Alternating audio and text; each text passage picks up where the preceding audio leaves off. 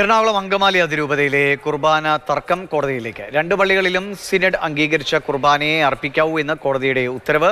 പാലാരിവട്ടം, മാതാനഗർ ഇടവകളിലെ വിശ്വാസികളാണ് കോടതിയെ സമീപിച്ചത്. പ്രദീപ് ജോസഫ് വിവരങ്ങളുമായുണ്ട്. പ്രദീപ്, ഇതുമായി ബന്ധപ്പെട്ട് ഒരുപാട് തർക്കങ്ങൾ, സംഘർഷങ്ങളൊക്കെ കണ്ടതാണ്. ഇതിപ്പോൾ കോടതിയിലേക്ക് കൂടി എത്തുകയാണല്ലേ? ദിവിഷ്, സിറോ മലബാർ സഭയുടെ എറണാകുളം അങ്കമാലി അതിരൂപതയിൽ കുർബാന തർക്കം തുടങ്ങിയിട്ട് ഏതാണ്ട് 2 വർഷം പിന്നിടുന്നു. പക്ഷേ ഇപ്പോൾ ആദ്യമായാണ് ഈ കുർബാന തർക്കം കോടതിയിലേക്ക് എത്തുന്നത്.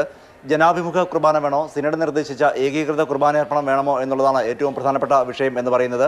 എറണാകുളം നഗരത്തിൽ തന്നെ സ്ഥിതി ചെയ്യുന്ന പാലാരിവട്ടം മാർട്ടിൻ ഡി പോറസ് പള്ളി, കൂടാതെ ഗാന്ധിനഗറിലുള്ള മാതാനഗർ പള്ളി എന്നിവിടങ്ങളിലെ ഏതാനും വിശ്വാസികളാണ് ഒരു ഹർജിയുമായി എറണാകുളം മുൻസിഫ് കോടതിയിലെത്തിയത്. സിനഡ് നിർദ്ദേശിച്ച ഏകീകൃത കുർബാനയർപ്പണം മാത്രമേ പാടുള്ളൂ എന്ന് ഉത്തരവിടണം എന്നുള്ളതായിരുന്നു ഹർജിയിലെ ആവശ്യം. സിനഡ് നിർദ്ദേശിക്കാത്ത തരത്തിലുള്ള ജനാഭിമുഖ കുർബാന എന്ന് പറയുന്നത് നിയമവിരുദ്ധമാണ്, അത് പാടില്ല എന്നും ഹർജിയിൽ ആവശ്യപ്പെട്ടിരുന്നു. ഈ ഹർജി പരിഗണിച്ചാണ് ജനാഭിമുഖ കുർബാന മാത്രമേ ഈ 2 പള്ളികളിലും അർപ്പിക്കാവൂ എന്ന് എറണാകുളം മുൻസിഫ് കോടതി ഉത്തരവിട്ടിരിക്കുന്നത്.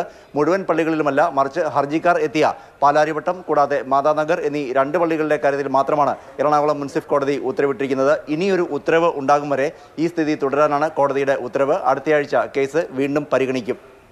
ശരി.